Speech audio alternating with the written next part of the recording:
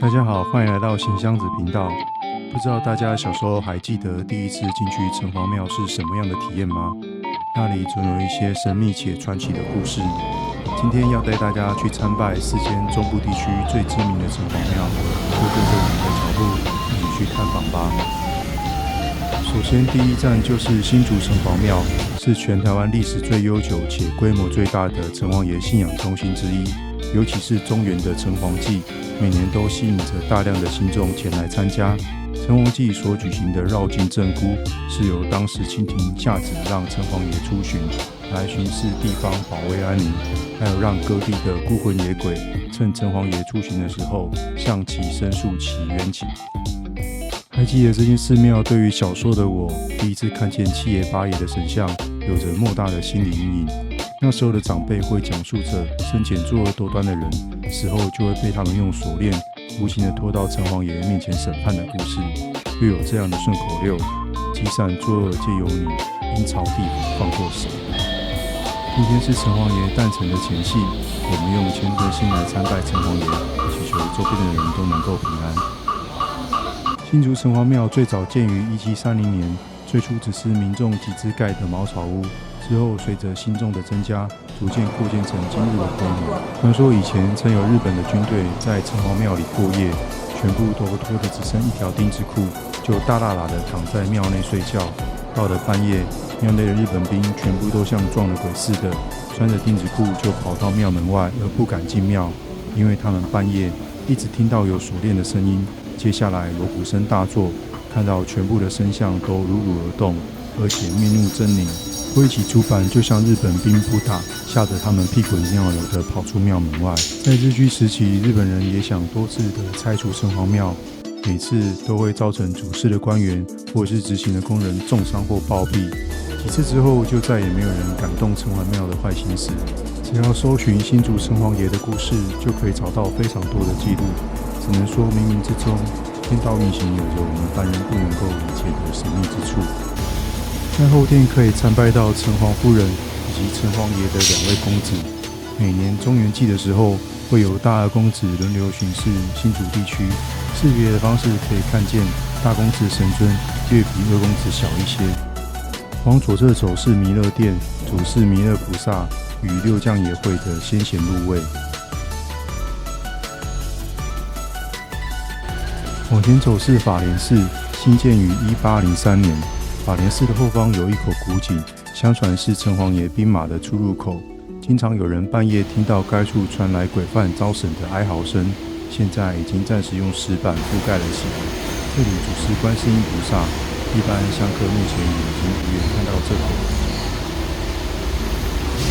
井。此外，在城隍庙内还有特约的道士，可以协助一般民众办理科仪，不管是个人运势不好、流年犯太岁或血光之灾，或者是答谢城隍爷的庇佑，或者是冲犯到阴间好兄弟的土地公建庙后遗失神尊，或者是过世家属托梦相关的事务，城隍庙就好像阴阳界的法院一样，调解了许多无法用一般常理能够处理的案件。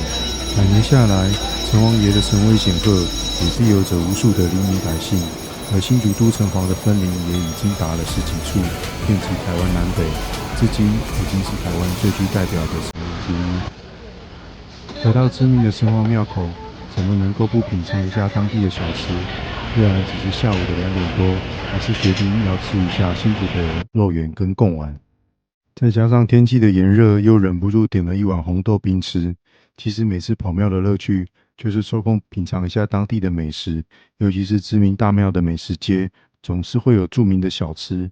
这对于半夜剪片的我，无疑是一种折磨，看了肚子都饿了起来了。其实有时候快乐真的可以很简单，尤其是吃到好吃的东西，就可以回味很久。大家如果有机会来新竹城隍庙，也别忘了庙前的小吃摊。在下雨，天上都没有云。在下雨啊。哦，这是你发现的。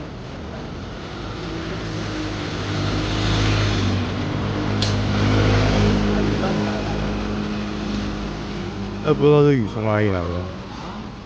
第二站，我们前往的是苗栗城隍庙，遇到了难以理解的天气现象。怎么看天上都是好天气，却遇到了神秘的小雨。心里在想，到底是从哪里开始降雨的呢？真的是感觉有点神奇啊。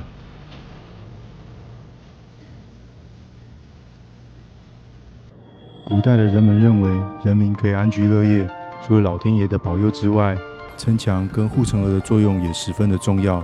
因此，城隍的意思为守护城池，城为城墙，隍为护城河。所以，早期的城隍神指的就是守护城池的神明。传说有些历史人物在死前常常做善事，造福地方，或是有德之人生前品性端正，饱读诗书等，在死后若通过城隍爷考试，才被选上担任城隍爷。因为这样的人才能够公正无私地判断是非，掌管赏罚的重任。也正因为如此，各地的城隍爷诞辰日期皆有不同。而城隍爷的地位等同于地方的县市长，负责阴阳两界的地方事务。明朝的时期就有开始规定，官员要到地方就任的时候，必须要到城隍庙祭拜才能够上任的规定。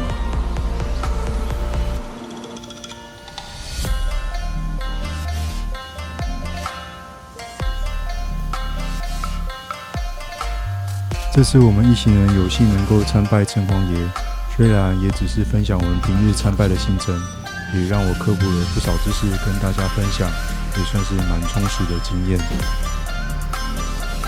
接着我们就前往第3站台中城隍庙。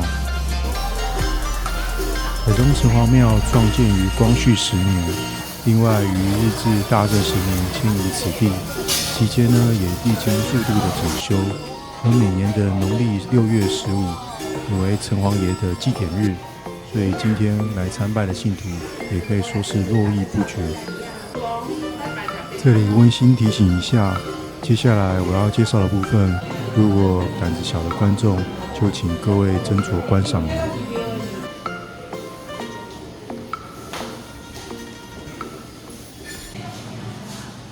据说每个人在临终离世之后，祭善的人多半会有土地公领你至天界享福，而大恶之人呢，通常会有牛头马面，直接押送至地府。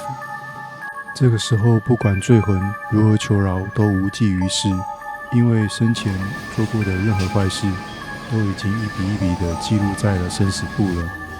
在城隍庙的两侧壁画，精细绘制了十殿阎王的审判图，每个罪犯都需要经过审判，才能决定将来的去处。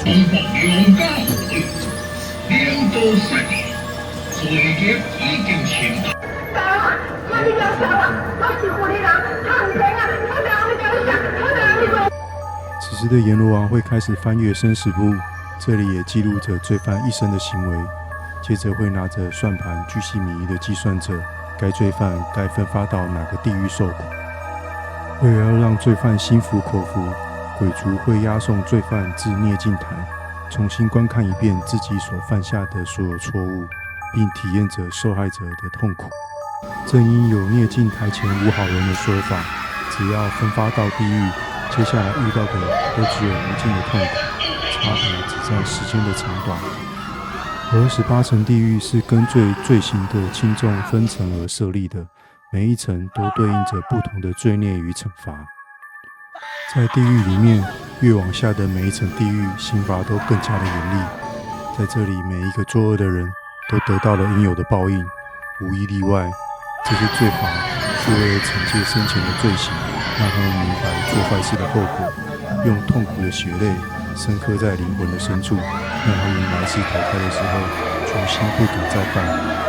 但倘若本心不修，又非常容易堕落回地狱，所以在6道轮回里面，人生最难得，因为只有身为人，才有机会接受到善知识，去匡正自己的行为，而不再重蹈覆辙。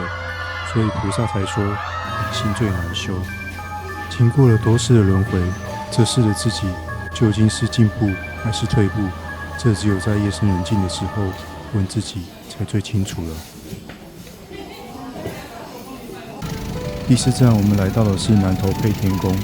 配天宫的周围可以说是人山人海，因为今天刚好是南投城隍爷的诞辰。南投配电宫最早的起源是少见的四庙合一的妈祖庙，最早可以追溯到乾隆嘉庆年间，是由原彰化银行的妈祖庙、原合作金库的慈云寺与原来的城隍尊神指南宫，再加上原中山永生街的福德祠，于日时起日本政府统一整并于一处，所以我们现在才能够见到妈祖庙、观音寺、城隍庙、土地祠合建于一处的建筑风格。而每年的农历6月15，就是南投城隍的诞辰，城隍爷会开始绕境巡视南投。这个时候会有多个阵头延绵数公里乡镇穿梭于南投市区，也是南投市1年1度重要的祭典盛事。